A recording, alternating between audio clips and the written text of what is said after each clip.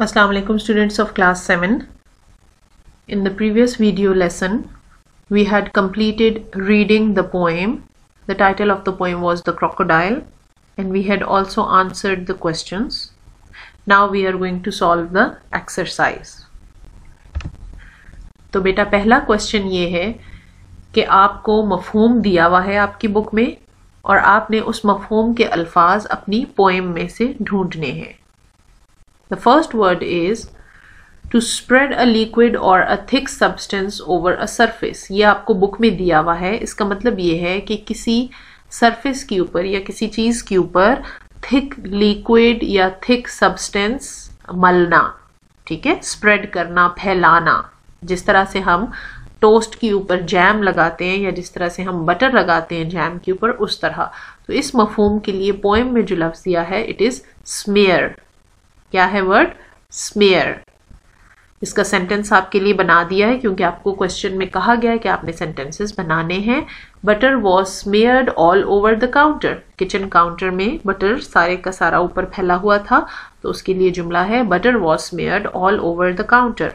बेटा ये आपने एक्सरसाइज बुक पे सॉल्व करनी है और सेंटेंसेस अपनी कॉपी में नीट नोटबुक में लिखने हैं. Another word for wicked. Wicked का मतलब होता है मकार और चालाक. तो अगर आपको याद हो तो वाइल का मतलब भी यही था, घटिया, नापाक, गंदा, ठीक है. तो another word for wicked is while. And the sentence is I had to leave the room because of that vile smell. While जो है वो गंदी के लिए भी इस्तेमाल होता है. तो गंदी बदबू, किसी चीज की नाखुशगवार बदबू, उसके लिए भी ये लफ्ज इस्तेमाल होता है. Slippery surface. इस मफहूम का जो लफ्ज आपकी पोएम में आया है इट इज ग्रीजी. कौन सा लफ्ज है? ग्रीजी. ग्रीजी का मतलब होता है चिकना, फिसलने वाला, ठीक है. और इसके लिए जुमला हमने बनाया है Amna doesn't like greasy food such as fried chicken. Amna को ग्रीजी फूड्स जैसा कि फ्राइड चिकन जिस पर तेल लगा हो वो पसंद नहीं है. बेटा चौथा वर्ड बहुत आसान था और चूंकि आपको तरीका भी समझ आ गया कि आपने वर्ड कैसे ढूंढना है पोएम में से, इसलिए ये आपका होमवर्क है और इसका सेंटेंस भी आपने ज़रूर बनाना है. लफ्ज़ का मफहूम जो है वो मैं आपको बता देती हूँ. Wanting a lot more food and money etcetera then you need.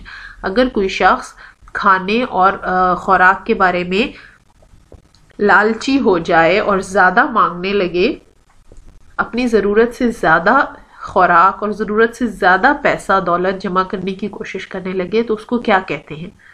लालची कहते हैं. लालची के लिए एक लफ्ज़ आपकी पोएम में आया है, वो आपका होमवर्क है. आपने पोएम द क्रोकोडाइल को दोबारा पढ़ना है और उसमें ढूंढना है. वो लफ्ज़ आपको मिल जाएगा और उस लफ्ज़ का सेंटेंस भी बनाना है.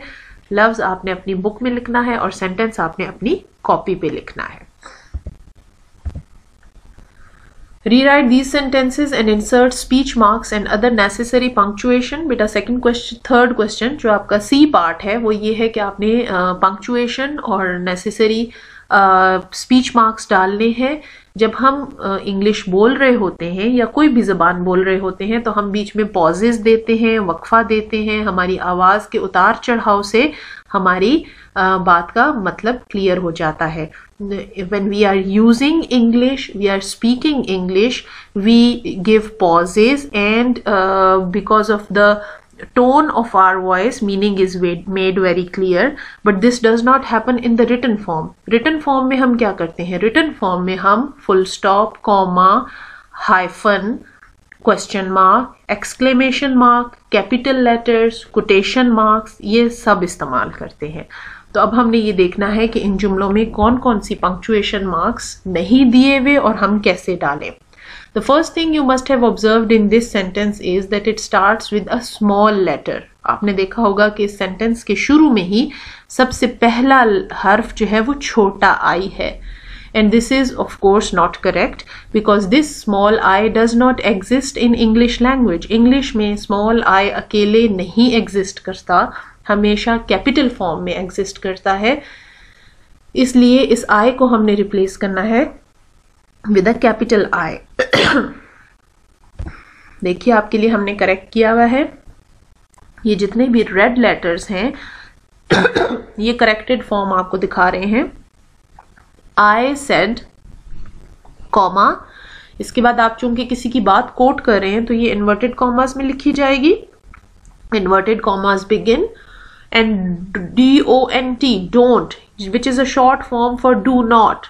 don't किसकी short form है? do not ही. तो इसको हमें इस तरह से लिखना चाहिए, कॉमा डाले बगैर नहीं लिखना चाहिए, इस तरह से सही तरीके से लिखना चाहिए. Don't forget about the Saeed's cat. Saeed is a proper noun. Saeed क्या है? Proper noun. किसी का नाम है. किसी का नाम जो होता है वो हमेशा कैपिटल लेटर से शुरू होता है. यहां पर भी सईद का एस कैपिटल होना चाहिए.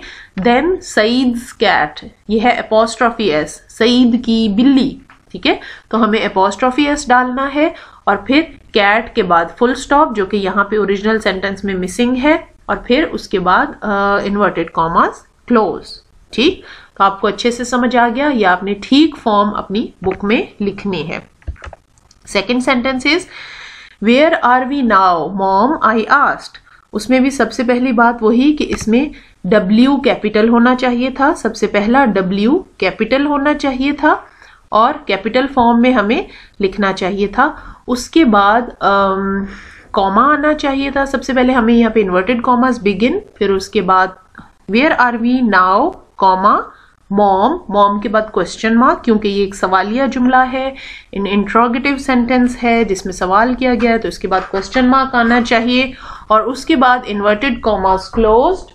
इन्वर्टेड कॉमास क्लोज करके आई आस्क्ड का आई दोबारा से कैपिटल होगा और उसके बाद फुल स्टॉप आएगा. Third sentence is he repeated don't ever leave me alone mom. और इसमें भी वही गलती सबसे पहले हमें नजर आ रही है कि ही का H should be capital. He repeated comma, जब भी कोई किसी की बात को कोट करते हैं, ये देखें आई सेड में, आई आस्क्ड में, ही रिपीटेड में हमेशा उसके बाद कॉमा लगाते हैं. फिर जब किसी की बात को कोट करें तो इन्वर्टेड कॉमास बिगिन, और don't ever leave me alone mom, यहां पर दोबारा आपने इन्वर्टेड कॉमास भी डालने हैं, आखिर में इन्वर्टेड कॉमास क्लोज भी करने हैं. ठीक है, डोंट के लिए आपने ऊपर कॉमा लगाना है और मॉम के बाद फुल स्टॉप और फिर inverted commas closed. I nodded then said I am very hungry said. इसकी सही फॉर्म क्या होगी? I would be capital comma, I nodded comma, then said comma, inverted commas begin, I am. अब ये आई और M इकट्ठा जो लिखा हुआ है ये एक्चुअली आई और एम, आई एम की शॉर्ट फॉर्म है, और उस शॉर्ट फॉर्म को जाहिर करने के लिए हम हमेशा बीच में कॉमा डालेंगे. I am very hungry Saeed. Saeed should begin with a capital S और फिर फुल स्टॉप और फिर inverted commas closed. If we are near Crocky Walk how can we possibly be rescued, I said angrily. इसमें सबसे पहली गलती ये कि हमने आई को कैपिटल करना है, इन्वर्टेड कॉमास बिगिन करके फिर I capital. If we are near Crocky Walk how can we possibly be rescued, चूंकि ये एक सवाल है, how can we possibly be rescued, हम किस तरह से बचाए जा सकते हैं, तो ये सवालिया जुमला है. इसके बाद क्वेश्चन मार्क आएगा, फिर इन्वर्टेड कॉमास बिगिन. जब भी कोई सवालिया जुमला होता है उसके बाद क्वेश्चन मार्क जरूर डालते हैं. इन्वर्टेड कॉमास क्लोज्ड, फिर comma, and I asked angrily. Angrily के बाद फुल स्टॉप आएगा. इसमें आपने ठीक फॉर्म सही तरह से केयरफुली लिखनी है. Grammar pack. अब बेटा थोड़ा सा ग्रामर के बारे में सीख लेते हैं. Who, which, whose, whom and that, इन सबको हम क्या कहते हैं? All of them are called relative pronouns. Relative pronouns. Relative pronouns कौन से होते हैं? Relative pronouns can stand in the place of a noun and join two sentences. Relative pronouns वो होते हैं जो किसी नाउन की जगह इस्तेमाल हो सकते हैं और नाउन को हटाकर हम उसकी जगह who, which, whose, whom and that, इनमें से कोई भी लफ्ज इस्तेमाल कर सकते हैं और दो जुमलों को जोड़ सकते हैं. अब ये हम कैसे करेंगे? हर एक की एक मखसूस जगह है. अगर एक की जगह आप दूसरा लगा दें, मिसाल के तौर पर हु की जगह विच लगा दें, तो your sentence would be grammatically incorrect. ठीक है, इसी तरह हुज की जगह अगर आप whom लगा दें तो your sentence would not be considered a correct sentence. So let's see. Did you hear about the boy? क्या तुमने उस लड़के के बारे में सुना? The boy went to school to become a smarty. जो वो लड़का, किस लड़के की बात हो रही है?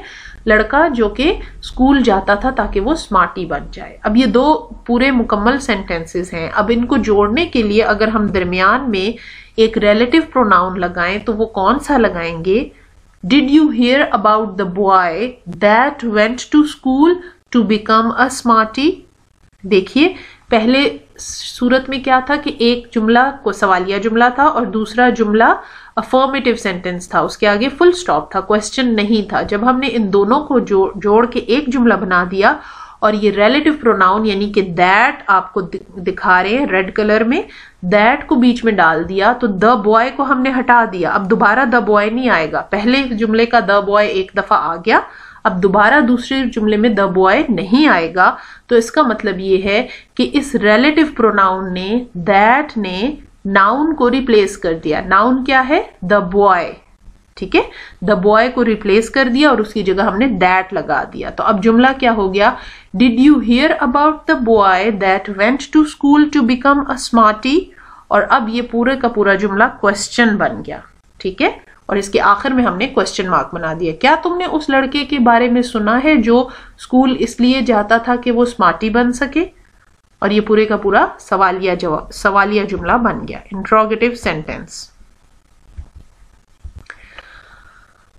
अब हम आपको एक एक करके समझाते हैं कि कौन सा रिलेटिव प्रोनाउन कहाँ इस्तेमाल होता है। नंबर 1, हु कहाँ इस्तेमाल होता है? Who refers only to people. जो का मफहूम इस्तेमाल होगा, ये जुमले के दरमियान की बात हो रही है, हम जुमले के शुरू की बात नहीं कर रहे। यहाँ पर बेटा ये बात गौर से समझ लो कि कुछ जुमले ऐसे होते हैं जिनमें हु शुरू में इस्तेमाल होता है, जैसे कि हु आर यू, और उसका मतलब होता है आप कौन हैं। ठीक है, लेकिन हम उन जुमलों की बात नहीं कर रहे, हम उन जुमलों की बात कर रहे हैं जिसमें हु दरमियान में इस्तेमाल होता है। मिसाल के तौर पर Ehsan, who is the school captain. अब आप देखिए, हु दरमियान में आया है, जुमले के शुरू में नहीं आया, तो इसका मतलब यहां पर क्या होगा? एहसन जो कि स्कूल का कैप्टन है, thanks the visitors on our behalf. उसने मेहमानों का हमारी तरफ से शुक्रिया अदा किया।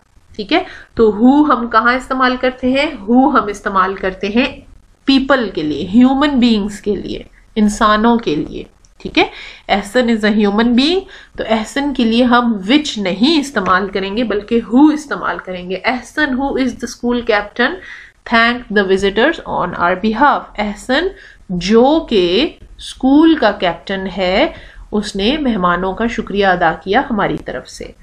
Salma is the girl who helps the needy people. अब ये हु किसकी तरफ इशारा कर रहा है? सलमा की तरफ। तो सलमा क्या है? इंसान है, ह्यूमन बीइंग है। सलमा वो लड़की है जो कि नीडी यानी जरूरतमंद लोगों की मदद करती है। तो ये जो के जो है किसकी तरफ इशारा कर रहा है? सलमा की तरफ। विच कहाँ इस्तेमाल करते हैं? Which refers to animals, plants and things. Which हम तब इस्तेमाल करते हैं जब हमने जानवरों का, पौधों का, दरख्तों का या चीजों का जिक्र करना हो, यानी इनएनिमेट ऑब्जेक्ट्स का, बेजान चीजों का जिक्र करना हो। अगरचे के पौधे जो है वो जानदार हैं साइंटिफिकली, लेकिन फिर भी उनके लिए हम विच इस्तेमाल करते हैं। और एनिमल्स जो हैं वो भी जानदार हैं, लेकिन उनके लिए भी हम विच इस्तेमाल करते हैं। तो थिंग्स से मुराद ये कि कुर्सी, पलंग, black board, white board, computer, इन सब के लिए हम विच इस्तेमाल करेंगे। The cat which cross the busy freeway nearly died. Cat क्या है? एनिमल। हमने कहा कि एनिमल्स के लिए हम विच इस्तेमाल करते हैं, तो इसलिए द कैट विच क्रॉस्ड, वो वाली बिल्ली जिसने बिजी फ्रीवे मतलब बहुत बिजी सड़क को क्रॉस किया, तो वो तकरीबन कुचली गई उस पर, और उस नियरली डाइड मतलब ऑलमोस्ट इट डाइड, तकरीबन मर गई। ठीक है, तो यहां पर हम विच इस्तेमाल करेंगे क्योंकि एनिमल है। Please bring the chair which is broken. वो वाली कुर्सी उठा के लाओ जो कि टूटी हुई है। ठीक है, चेयर के लिए हम, चेयर चूंकि थिंग्स में आती है और हमने कहा कि थिंग्स के लिए भी हम विच इस्तेमाल करते हैं, इसलिए हम यहाँ पर विच लगाएंगे।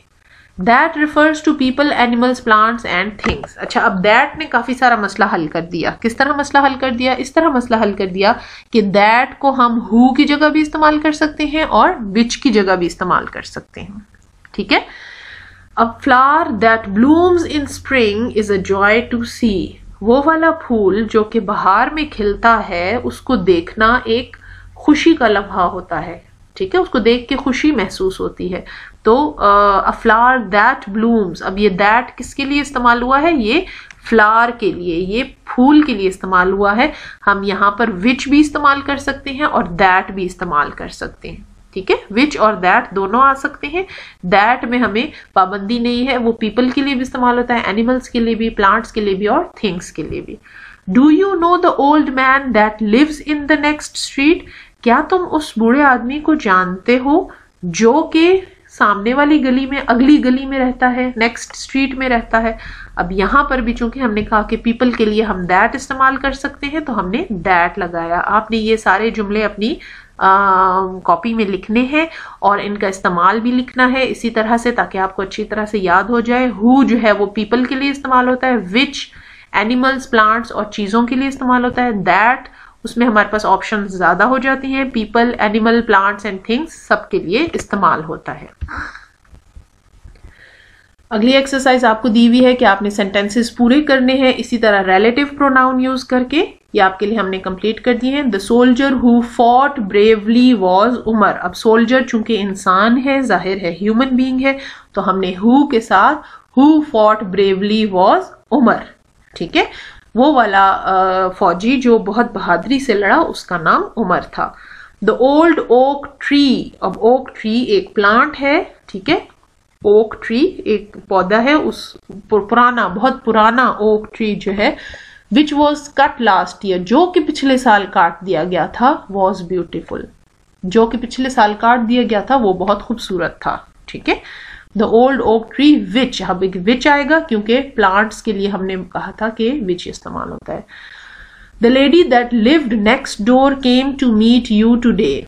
वो वाली औरत, वो वाली खातून दैट लिव्ड नेक्स्ट डोर। अब यहाँ पे हम दैट भी इस्तेमाल कर सकते हैं और हु भी इस्तेमाल कर सकते हैं। दैट के साथ हम जुमला कंप्लीट करेंगे, दैट लिव्ड नेक्स्ट डोर, जो कि सामने वाले घर में रहती थी। नेक्स्ट डोर का मतलब होता है सामने वाला घर या साथ वाला घर, करीब ही घर, एक घर छोड़ के। Came to meet you today, वो आपसे मिलने आज आई थी। ठीक है, तो ये जुमले पूरे करके आपने अपनी बुक में लिखने हैं। दो रिलेटिव प्रोनाउंस तो रह गए, एक था हुम और एक था हुज। अभी तक हमने 3 रिलेटिव प्रोनाउंस पढ़े, पहला हु, दूसरा विच, तीसरा दैट। ठीक है, अब हम 2 और पढ़े हैं, use of whom and whose. बेटा इसमें आपने एक टेक्निकल बात समझ लेनी है कि हुम इस्तेमाल होता है इंसान के लिए।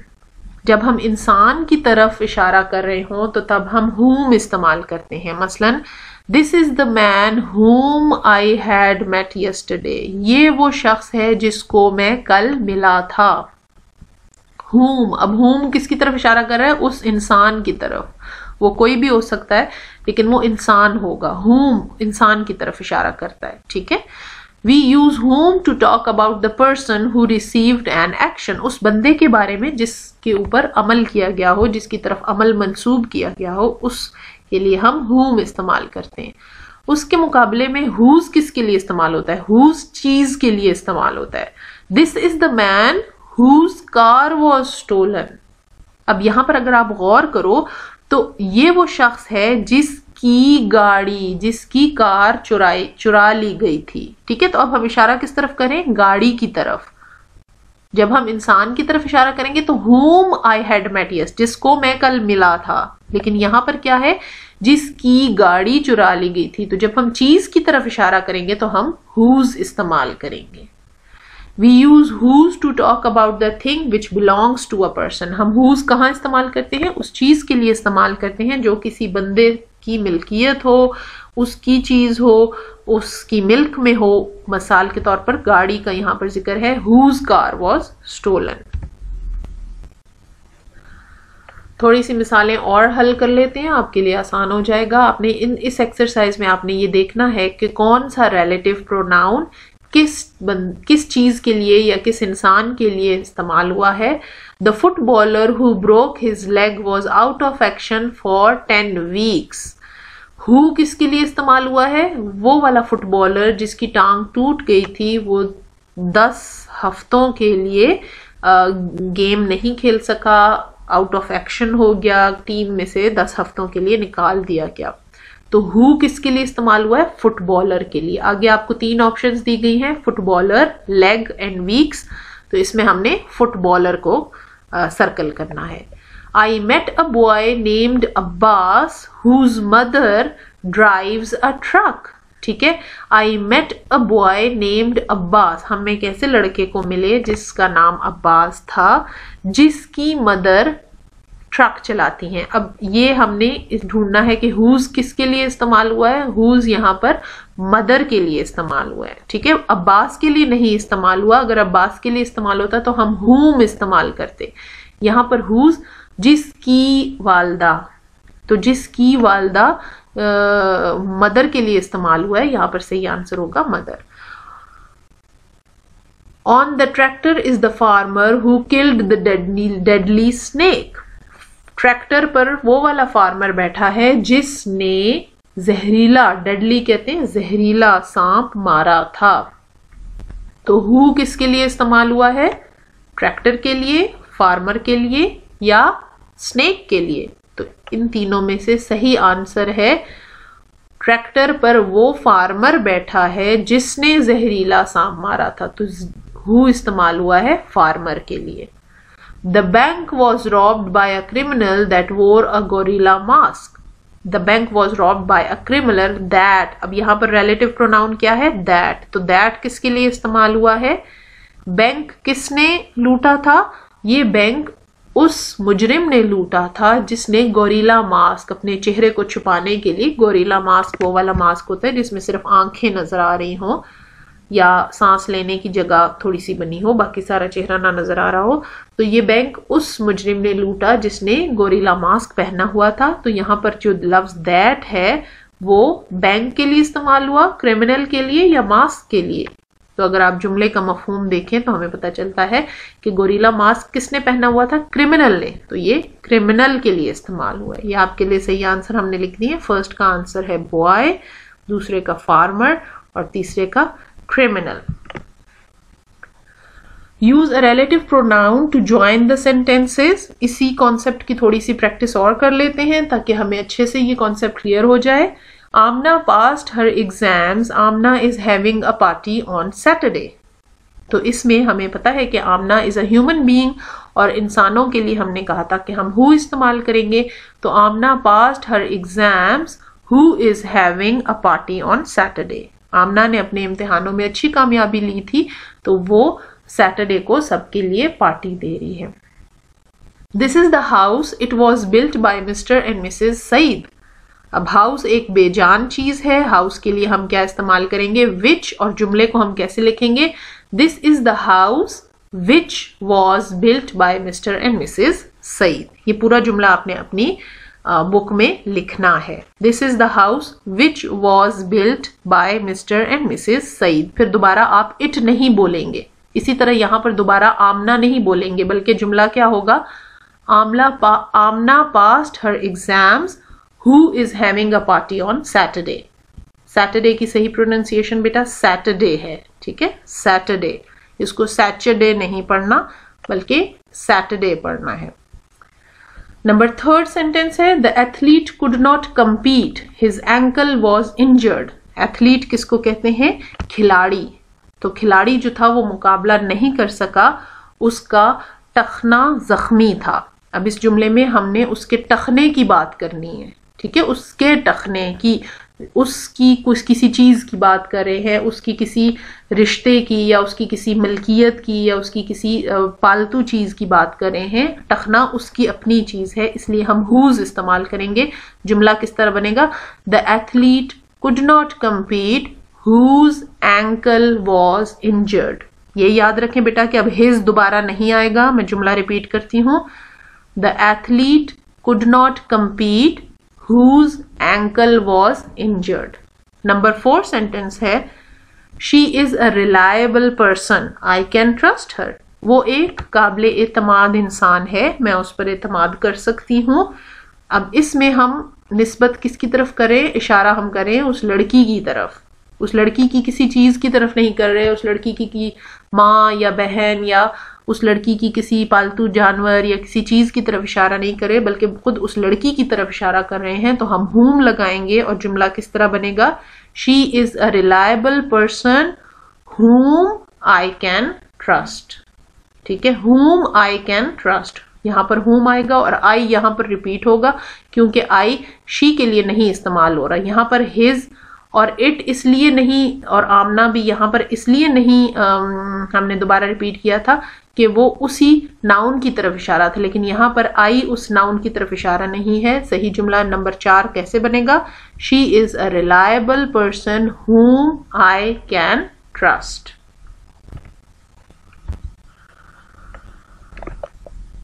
बेटा आपने एक मजे की एक्टिविटी करनी है जिसमें अभी चूंकि हमारे स्कूल तो खुले हुए नहीं है, लेकिन घर में आप ये एक्टिविटी अपने घर में कर सकते हैं। आपने अपने बहन भाइयों के साथ बैठना है और एक बच्चे ने क्रॉकी वॉक क्रोकोडाइल बन जाना है और यूं प्रिटेंड करना है कि जैसे उसको वो खुद वाकई क्रोकोडाइल है और वो बच्चों को खाना चाहता है और वो बच्चों को क्यों खाता है। और बाकी सब बहन भाइयों को आपने कहना है कि आपका इंटरव्यू करें और मुख्तलिफ सवाल पूछें, मिसाल के तौर पर Y do you eat kids, what else do you do, etcetera. और इसकी मजे की आपने ऑडियो रिकॉर्डिंग करके हमें भेजनी है। आप इसमें बहन भाई बैठिए, अगर इंग्लिश में कर सकें तो बहुत अच्छी बात है, इंग्लिश में कीजिएगा, नहीं तो कम से कम उर्दू में ज़रूर ऐसा इंटरव्यू कीजिए और सारे बच्चे दूसरे से पूछें। बेहतर ये होगा कि आप इसका स्क्रिप्ट पहले लिख लें और इंग्लिश में ही करें, क्योंकि ये स्पीकिंग एक्सरसाइज है आपकी स्पोकन इंग्लिश इंप्रूव करने के लिए। एक बच्चा जो है वो क्रोकोडाइल बनेगा और बाकी सारे बच्चे उसका इंटरव्यू करेंगे कि why do you want to eat kids, why are you so big, why are you so hungry and greedy, why are you so cruel. ठीक है, इस तरह के सवाल करेंगे और वो जो क्रॉकी वॉक क्रोकोडाइल बना होगा वो उनके जवाब देगा।